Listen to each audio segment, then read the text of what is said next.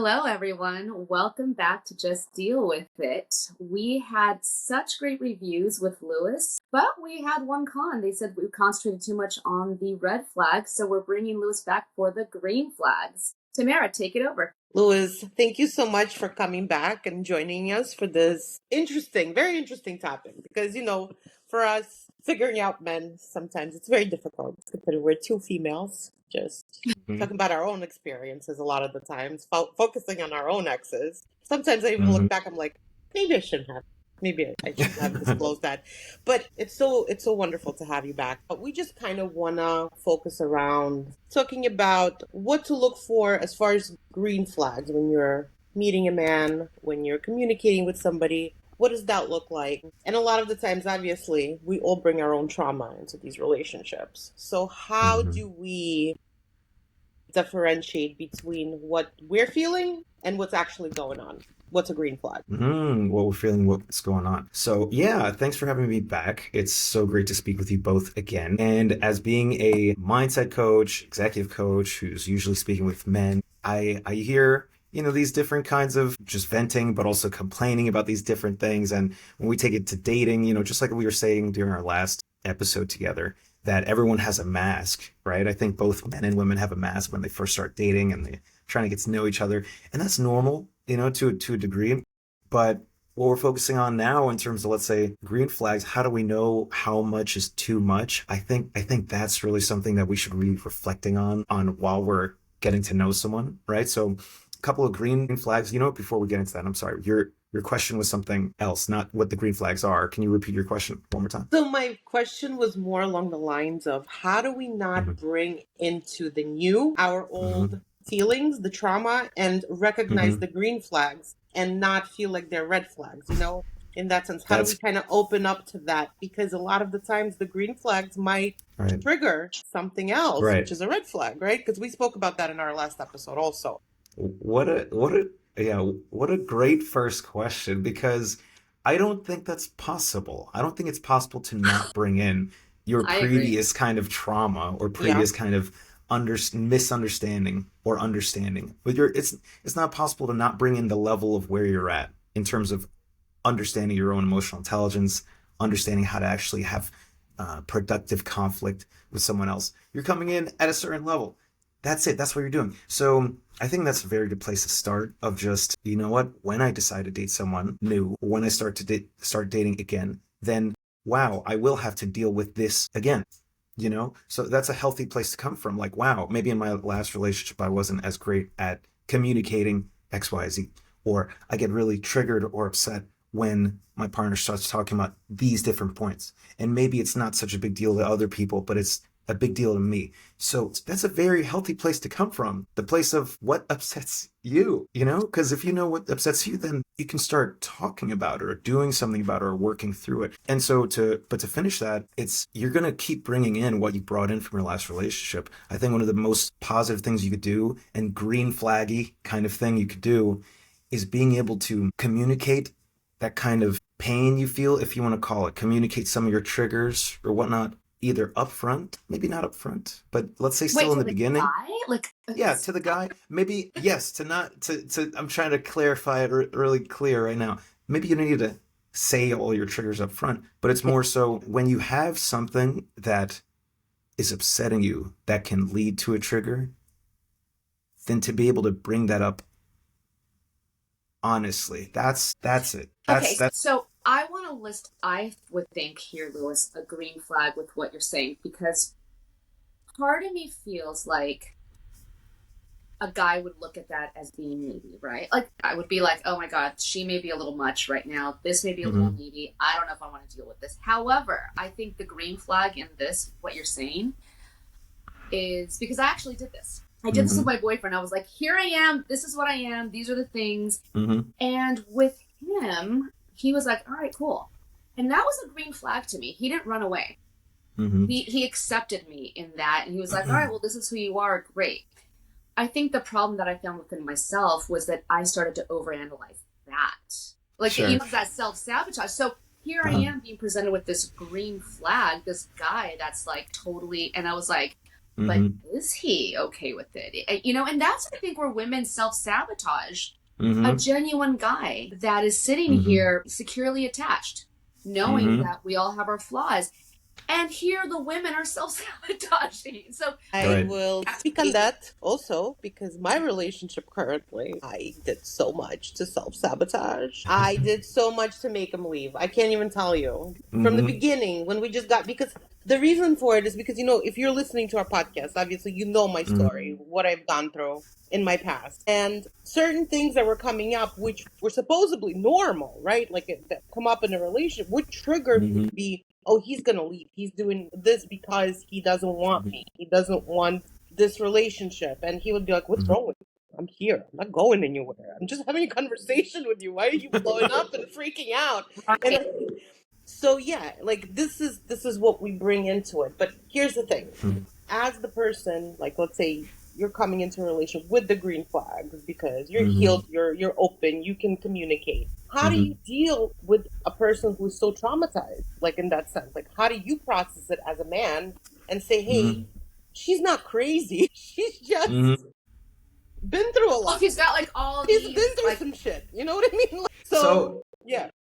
language is important. So Yeah. let's take how you're describing the scenario right now. You know, Mm-hmm. it's like for someone who's so traumatized, someone who has green flags. Both of those are even subjective. You know, like how much of a green flag? You know, so like I can communicate pretty well. I worked on it really hard for decades now, for multiple decades already. I still am not perfect, right? I still have follies. I'm still fallible, right? So I have a I can say it because of a lot of work. I have a massive green flag for that, but I still make mistakes. So let's say even if I take myself in this scenario, right? Because I've even with my current partner who's great, you know, I've said some things which are not great. Being able to understand how I'm not perfect, and even if I have a good quality, that means I'm not perfect about it. If I take that mentality, since I take that mentality myself, like, okay, I have that grace or understanding or respect about myself, I can understand that the person who I'm talking to also has those things. They also have this air about them in certain qualities where maybe it's not so great. Maybe they all are also having traumatic tendencies during certain paradigms, right, around them. But if I know that, hey, I'm talking to them for a reason, and it's because they have this going on, wow, that I don't think is great, but they have X, Y, Z, so maybe they're incredibly caring, and that's a green flag I see, and wow, it's so much more in terms of their actions. And to make to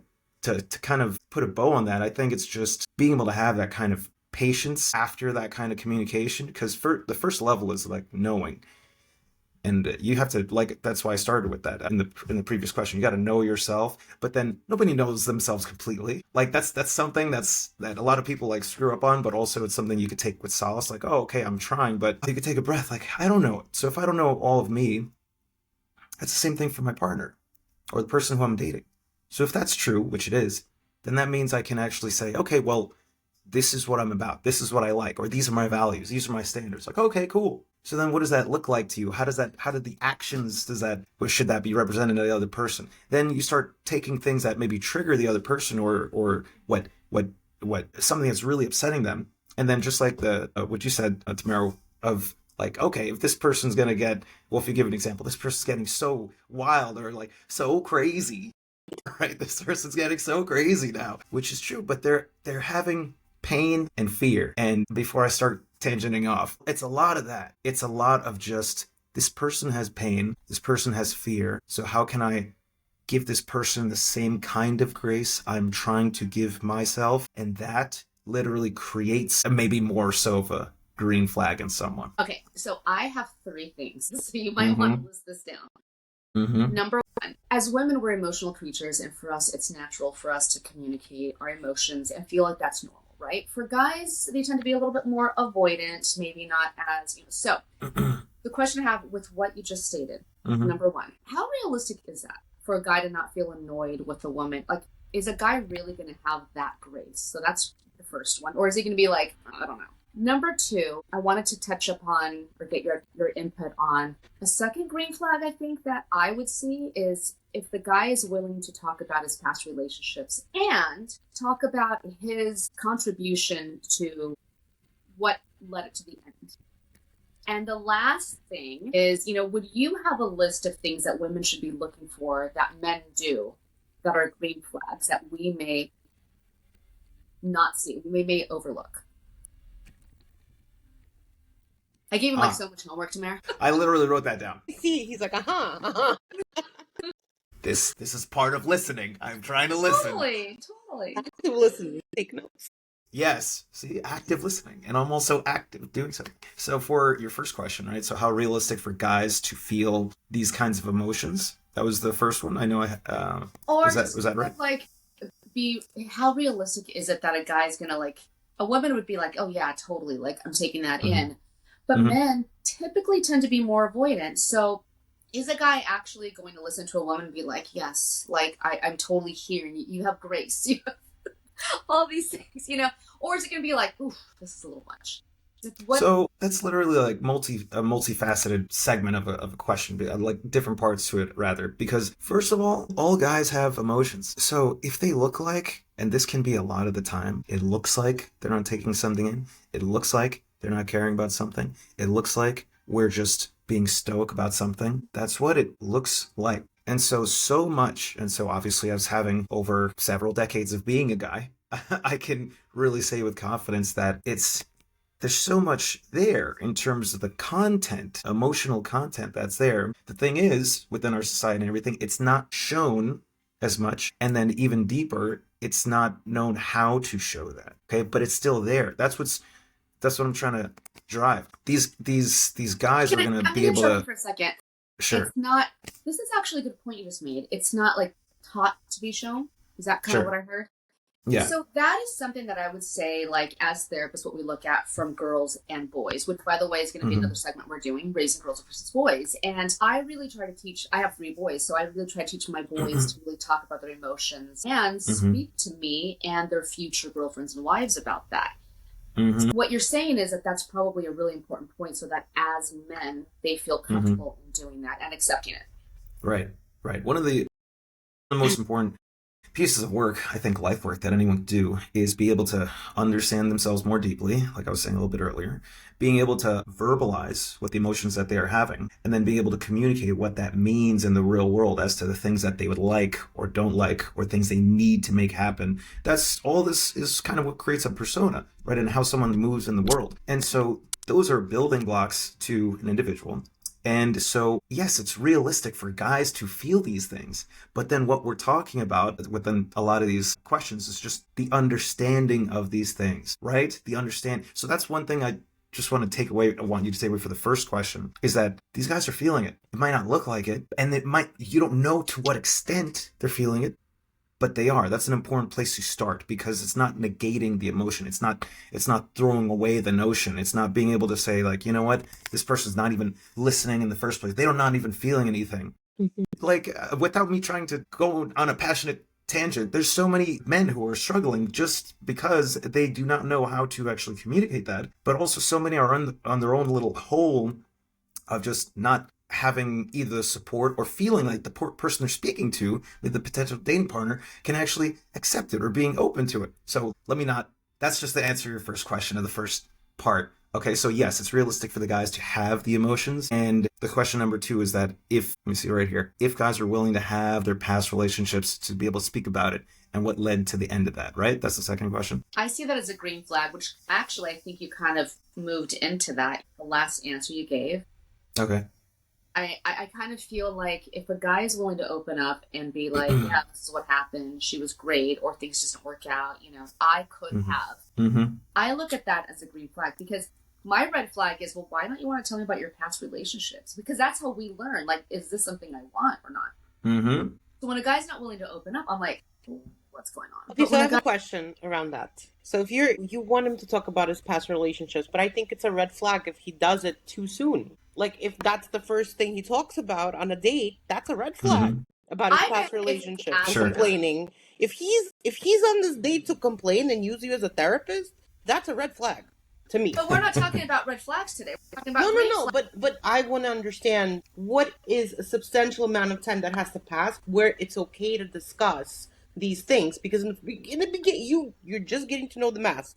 The first couple of dates, it's one mask, two mask, like what he wants you to see. And then it unravels into and I what get it what really you're saying, but my question was geared towards if I ask the question, I want to know. If he's bringing it up, he's like, oh my God, blah, blah, blah, blah, to your point. Yeah, that's a red flag. I'd be like, why are we on this date? You're clearly not over this person. Mm-hmm. But if I ask the question, because I have asked the question multiple times, so what happened?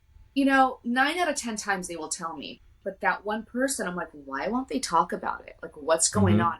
So if they're willing to talk about it, I feel like, okay, they've moved on, or maybe they're still processing, but they're at least being open.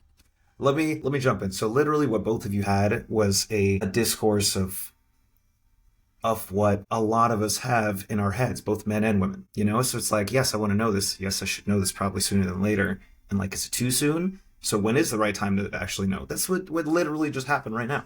Mm-hmm. So I think succinct way to view this would be that even in the first few instances of you meeting, being able to word things correctly, like, hey, what are some things that, let's say, you don't want to happen in your next relationship or your next relationship that happened in your previous relationship, right? Like, wording is important. And you can say that. That's literally the same question, just rephrased. And then if you meet each other a little bit more, start hanging out a little bit more, even a month or two, because you don't even need strict time frames, but a little bit more time, you can bring up the question of just, hey, what happened?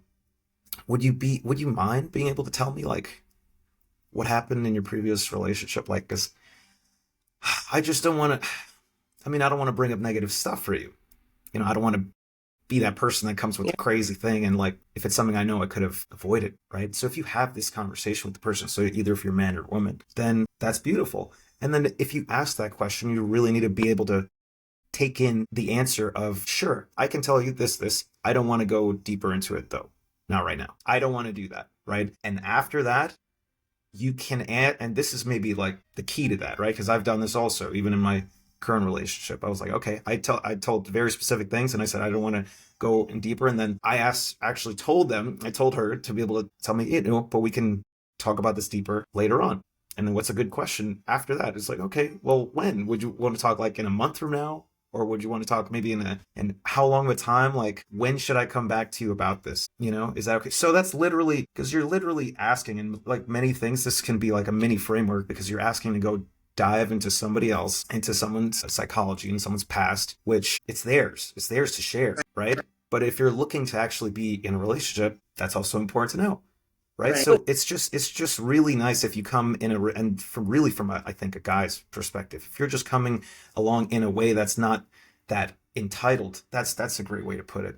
Because a lot of times, both from guys and girls, it's just really entitled how it's come off. Like, why aren't you telling this? Right. Let's take it to an extreme of just what you said, Sinead. Right. So it's like, why is this person not telling me? Why I should be knowing, right? And if you take it, let's say even reverse roles, right? So I'm asking her how many experience she has doing X, Y, Z, or what. Why isn't she telling me? Well, that's probably because she's doing this. So it can go both ways, right? But if we're able to ask the question of just like, hey, what happened during that? But then being able to respect how much they want to share, I think that's a game-changing point.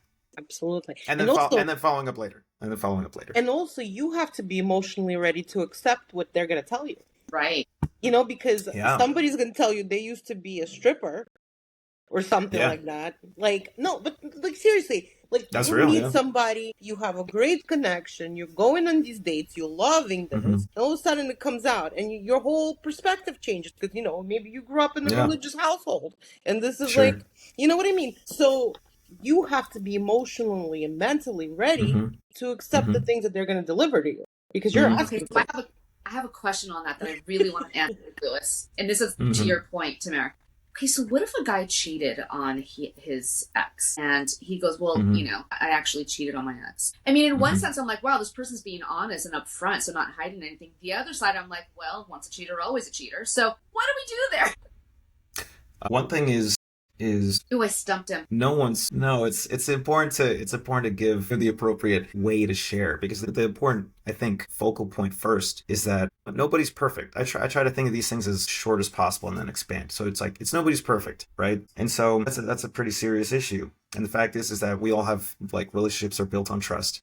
And what's interesting is that different things have different weight, different value to different people. Like, oh, you used to be incarcerated before. Okay, well, does that mean that you're a terrible person, that you shouldn't be around other people? I mean, not necessarily. I've actually even visited people who were incarcerated before, right? Okay, I like volunteered for some stuff. Okay, so it's like you actually were somebody who dated somebody because it was very materialistic. Like I maybe like either from a woman's side or even man's side, hypergamy or whatnot, right? Like, oh, I did that before, but now I want to find someone who I care about in a just a emotional and a spiritual level. I was like, okay, well, it sounds like you were after this person's money before. Why wouldn't you now, right? You're a woman speaking with the man, and the man actually says, like, you know what?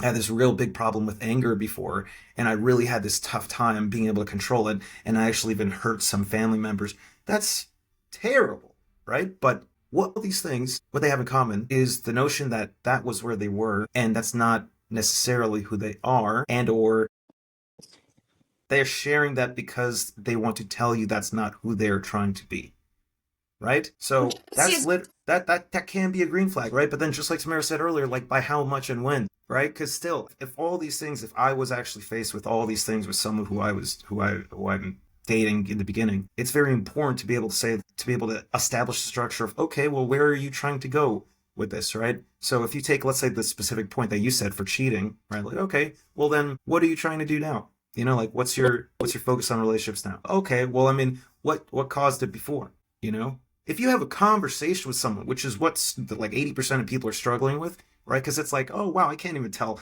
Sinead that I want to have a conversation around that because I don't even know how to handle it. Let's say if you do know, but it's just with the point of, well, I want her to like me, but then how can I even say these things? I don't even have. That's what happens in a lot of men and women. Like, well, I don't even. What if that kind of notion of seeing the ugliness, quote unquote, not from the individual, but we see the ugliness that we would see on ourselves. There should be a lot of empathy for that. But anyway, to give you a specific endpoint for this answer, like what I come from and what I literally do in my life in scenarios like this is like, okay, well, where are you trying to go with this? What is it that you're trying to do now? What was it that actually made that happen for you in the past? Like, what do you know what was missing? Do you know what was missing for you? Do you know what you need now to not do that again or to make this situation better? What actions are you taking now in terms of like to hold you accountable or on that road? Or like if we were to keep seeing each other, right? Like what would you want to see from me?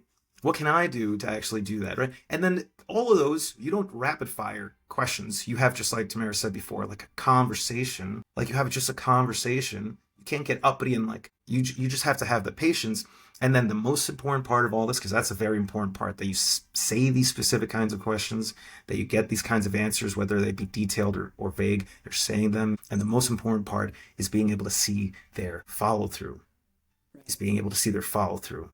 So if you're telling me, if you're telling me that because I've dealt with this before, you're telling me that you're somebody who can communicate well, but then you can't have a conversation when you're, let's say, super upset and you get either violent or either if you get just, you cannot actually feel like you're like even trying to make a compromise. Well, it doesn't sound like you're actually very like a great communicator or trying to have that as focus now. But if that person is coming back and sharing the piece of, hey, or I'm sorry, or hey, this is actually what I messed up on, and we're aligning the ship little by little. Yeah. So that's the way. Is that there is consistency to what's being said and done. Yes. And then all the last part about all that is that the grain of salt is that if sometimes too much is too much, right? Like I think I actually have a deep hate for people who put their hands on other people. Yeah. You know, for men and women and for women on men. Like I think it's like pathetic. Absolutely. Like it's really like a weak human, right? But they're still a human. And if they're moving in the right direction, right, sure. But I have a hard point. Like I can't deal with that in my life. Like I choose not to. So either if that's something you're working through, okay, that's cool. But either this is going to stop or we're not going to actually be together. So that's a line you create, right? For other people, maybe actually put up with it more, but you take that into every kind of paradigm that's important to you. Okay, so I really want to get to this point, and I think we're going to go a little bit over our time, because I really want to get into, could you give us a list of things that you should be looking for? And I know that's kind of like broad. What are things that men do that, or even women, but we're asking you right now, Lewis, we can give the women tomorrow. What are things that men do to get a woman's attention that are genuine, that we may be overlooking? Green flags. All the action they're trying to do is trying to get your attention, and is what matters is what that attention is for, right? So if they're trying to get your attention because like, hey, you're really cute and I want to like get to know you better. Okay. Could just be that. Or, hey, I want to get to know this person because I'm looking for a relationship. Okay, could be that. Hey, I want to get your attention because like I just want to hook up with someone and I think you're cute. Okay, it could be that. So what are green flags that of what men do to get your attention? Genuinely, because we're not talking about getting someone into bed. Okay, can you specify inside when you're in a relationship or when you're just initiating a relationship? No, dating. We're talking about dating. Okay, right? okay. So you're not approaching. You're already in it. That's what you're saying. You're on date number 1, number 2. Okay. So we don't know the person at all. And here's a guy. I'll give you an example. A guy is willing to answer your questions one way or another, right? I see that as a green flag. But they can lie too, Shanae. You don't know that when they're telling you the answers. They can't lie. That's not something that we find out until down the line, unfortunately. I also see, and I think that some people may disagree with me, but I like it when the man pays on the first date, at least. Because to me it shows, like, I mean, I'm going to be 50, and so, like, maybe I'm a different generation as to many, but there is something about this masculinity that I feel, you know, the protector, I've got you. I mean, I'm a very independent woman, but so I have no problem doing 50-50. But I think on the first date it's kind of like, hey, I want to like court you. I want to get to know you. So those are a couple of those. You know, I don't know. For me, it's about a man being a gentleman, asking you guys, having a really genuine conversation. But at what point is the guy either trying to get you into your pants or he's actually being genuine? And what are the things that we as women should be seeing that men try to do to really show interest in a woman, genuine interest? Okay, so while Lewis is thinking, can I just say what my green flags are as a person who was dating and saw a lot of red? Okay, I would say, like, from my current relationship, I'm just going to stem from that. There were a lot of challenges for him when it came to adjusting to just being together, living together, having a dog together for now, maybe a child one day, we don't know yet. But the point is that I saw him making the effort. I think when the person is showing you that they're making efforts, like even if it's something that's unknown to them, you know, because I think that's part of a relationship. That's part of the work. Both of you are making efforts. Both of you are adjusting when you're getting into something. I think the green flags would be you seeing the actual work. You seeing that the person is actually saying to you, you know what? I don't know what this is, but I'm going to give it a shot. I don't like the ballet, but I'm going to go with you. You know, for example, something along the lines, right? Because my boyfriend, he doesn't understand it. He likes rock music. Going to the symphony is alien for him. But he'll go with me because I enjoy it, right? So that's a green flag. That's something that I would look at as somebody who wants this to work, somebody who's trying to understand me and my likes. Absolutely. And that goes into someone that listens to you. Back to what you were saying, Lewis. Someone that listens to you and their actions match that. Like, for example, my boyfriend was so sweet. I told him on, I think, date number 3, I said, your communication sucks. And I said it just like that. And he's like, because he does like, oh God, or something, right? Green flag for me was he took it like which is really amazing. Like, and he and I joke around a lot. We have like a really fun relationship. But I can communicate anything to him. And he takes it maturely. Like, okay. He doesn't have to take it, by the way. And that's something for me to be able to be like, well, he's not going to take everything. But it was really sweet. After I had mentioned your communication sucks, he sent me a picture a day or two later, and he had written communication on a Post-it and put it on his desk. And I have to tell you, to your point, Lewis, he has been consistent with communication. So that kind of, and Lewis, that kind of goes to your point. That was just like, okay, this is a really interested and invested guy. Yeah. So for the green flags that guys would have, or how do you know if people are being serious or not? So you're not going to know that in the first few dates. Like, that's like, I'm thinking about dates I've had and like, okay, ideally what things would look like and my conversations with guys, and like, you're not going to know someone. You're not going to know someone for a little while. But I think a really great question is just, how do you know someone quickly or more quickly? How do you get deeper with someone faster? And that's actually something like a project I've been working on here and there for several years. That's an interesting thing that I hold very, very interested in. So when you're on the date, you're going to see all this stuff. So you're going to see okay, either it brings you flowers or not, or just have engaging conversation, or you're teasing each other, or you know what, let me pay for dinner. Okay, sure. And you're just going to see the points of interest that, a human looks like they're interested in you. Hey, I'm going to talk to you. Like, hey, I'm going to compliment you, right? Because that's both for guys and girls, right? So I'm like, okay, I can understand what that feels like too. So when you know of what are necessarily green flags or not, I think this is where it gets interesting, and you can start reflecting on yourself a little bit more deeply, right? So you have green flags like being able to navigate conflict, emotional regulation during times of stress, apologizing, having and showing empathy, showing change through your actions, following through with your words, things of that, all of that. And these are points. But I think how to get deeper with someone faster and how to know kind of their intentions with you a little bit deeper is to really get into how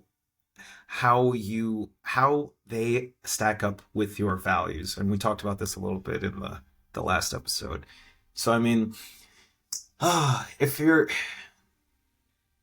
responsibility, right? So let's say value of yours is responsibility, and then you are a 30, 40, 50-year-old person, it doesn't matter, and that you're a responsible adult and you have responsibilities, and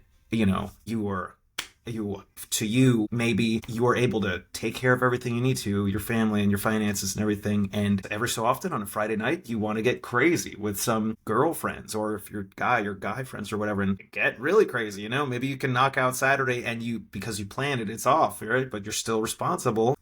But to someone you're speaking with, like, maybe that sounds obscene. That sounds ridiculous because they are responsible too, but they couldn't think of having a night where they're just, I'm not in college anymore or whatever. But this is why these kinds of lines are a little bit too restrictive. And then where you get deeper faster is having conversations like that. Well, like, I like to have fun. Or like, your communication sucks, right? If you're saying that, if Shanae's saying that. And I think that would be fun to actually have a conversation like that. It was like, oh, maybe it does, right? Okay, maybe that's something I'm missing. Like, maybe I'm something I'm working on. But I think that's a great example if you actually point something at somebody in the style of how you being yourself, right? Maybe you're teasing with someone. Maybe you're actually poking at someone in a certain way. Maybe you could want to joke with someone in a certain way. It's not good. It is kind of a testing, but it's not a really great way to think about it. It's more like, okay, well, how are they going to react? I mean, do they like my style of communication? Exactly. Like, because maybe we don't jive well with them. Maybe we do. Yep. But if you have that kind of conversation, and if you have that kind of intention with someone, let me find out about someone, like, okay, can we talk about something deeper? Like, I really enjoy talking about history and like how it really, as an example, I like talking about history and, the struggles that we've had as a country and as a people and different cultures. Like, I like to have that. Like, so you know what are your thoughts on that? What are you interested in that? Oh, okay. Well, do you think that, and you go into deeper layers of thought, do you think get something wild? Like, you get something like, what do you think about slavery? What do you think about women or the political climate? Yeah. And it's like, that doesn't need to be a first date thing. Oh, but gosh, you're no. finding out earlier on. It's like, oh, okay, well, maybe this person can have engaging conversation. Like, for me, for example, I have a preference that I'd want to be able to speak deeply about different concepts, right? And like, let's have a mental sparring, if you will, a healthy battle or healthy engagement, right? Of just like doing that.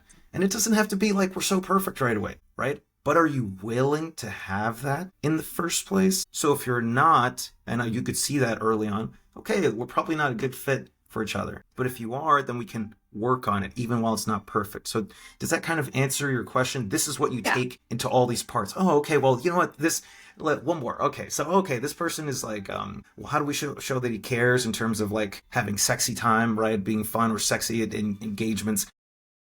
For dancing, or going out for drinks, or how I show them with my friends, or my friends gonna instead of overthinking it, is what I like to do. So instead of overthinking things, because I overthink some stuff too, right, is you boil things down. So you boil it down. So for this, is this person aligned with my values? Okay, well, let's find out. To find that out, let me just ask them about stuff I care about and see how they live around that concept. I giggled a little when you said sexy time, because just the other day, we were about the importance of physical intimacy, sex, and it was funny. Absolutely.